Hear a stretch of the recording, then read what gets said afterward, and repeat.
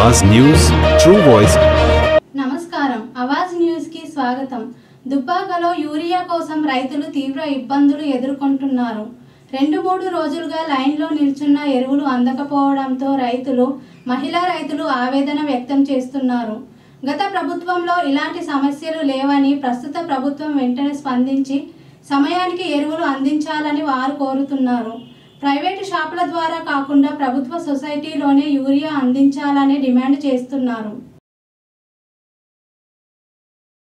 మా పెద్దముండవెల్లి గ్రామం మేము 6 గంటలకు వచ్చి లైన్లో నిలబడ్డా మాకు ఒక మందు బస్తా కూడా దొరకలేదు। ఇప్పుడు 3-4 రోజులు ప్రతిరోజు తిరుగుతున్నాం, లైన్లో నిలబడుతున్నాము, మాకు ఒక్క బస్తా కూడా దొరికింది లేదు। మా రైతులకు ఏం చేసుకుంటాం, మా రైతులకి ఏమన్నా చేస్తురా, మాకు న్యాయం చేస్తురా? మరి ఇంత పంటలు పెట్టకుండా కూడా పంటలు పెట్టకుందాము, పంటలు పెట్టి మందు బస్తాలకు రోజు వచ్చి లైన్లు కట్టి లైన్లు తిరుగుతుంటే కూడా ఒక బస్తా కూడా దొరికింది లేదు మాకు రైతులకి న్యాయం చేయాలి। పొద్దున వచ్చినాము మేము అశ్వపల్లి మా గ్రామము, ముందుగా లేచి ఛాయ్ తాగుతో వచ్చినాము, ఆడ లైన్ కట్టినాము, ఆడ దొరకలేదు। మళ్ళీ ఇక్కడికి వచ్చినాము, ఏ దొరుకుతుంది అంటే ఇక్కడ కూడా ఇదివరకు ఒక్క అధికారి కూడా వచ్చిన వాళ్ళు లేరు, మన సంవత్సరం ఇచ్చిన వాళ్ళు లేరు। మాకు ఎన్ని రోజులు ఈ కష్టాలు తిరుగుడు, మాకు ఎన్ని బాధలు ఇది। మేము పంటలు పెడదామా సప్లై కూకుందామా, మరి ఎందుకు ఇట్లా? పొద్దున వచ్చినాము 6:30కి వచ్చినాం,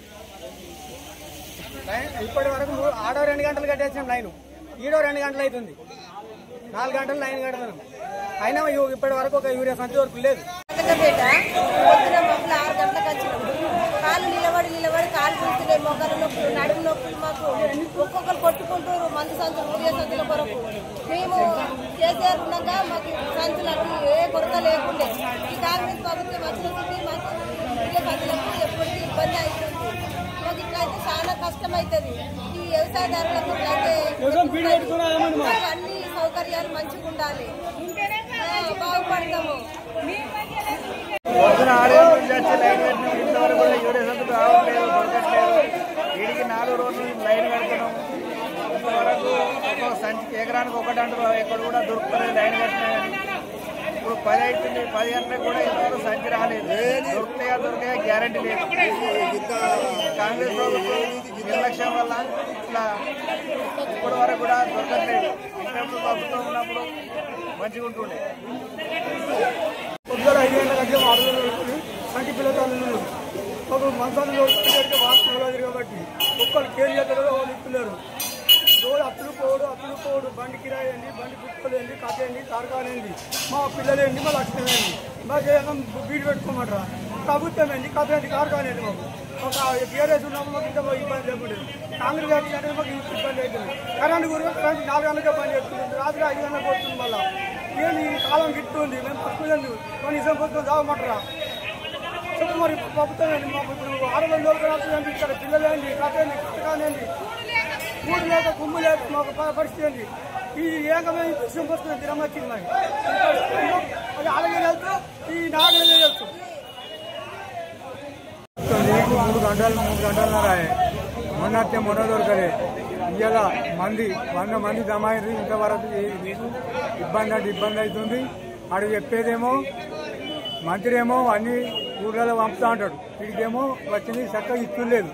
మీరు ఈ షాపులకి ఇచ్చే బదులు అగ్రికల్చర్ ఆఫీసు నుంచి ప్రజలకు వంచూరి మంచిగా ఏది చిట్టీలు రాసి ఆన్యం మంచిగా ఇస్తారు, వీళ్ళ షాపులకి మందులు వేయకూరి, వాళ్ళు ఇస్తలేరు, సరిగా చెత్తలేరు। వీడికి 3 గంటల ఆడోళ్ళు మొగలు నిలబడి చాలా ఇబ్బంది అవుతుంది, ట్రాఫిక్ అయింది,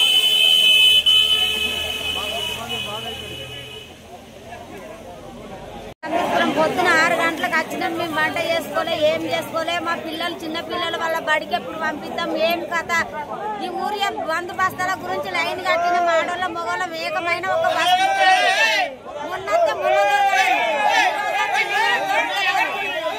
మొత్తం వీళ్ళకు మందు షాపులలో మందులు బంద్ చేస్తారా, లేకపోతే అందులో సబ్సిడీలు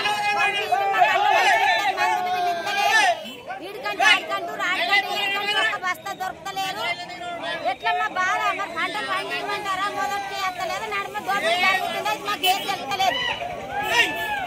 ముచ్చట ఒక్కరు గెలవనిస్తలేరు మమ్మల్ని, మహిళలకు మంచిగా చేస్తామంటే ఏం మంచిగా చేస్తుండ్రు? మహిళల మాడల మొగల వేగమైన మీది మా పరిస్థితి ఏంది?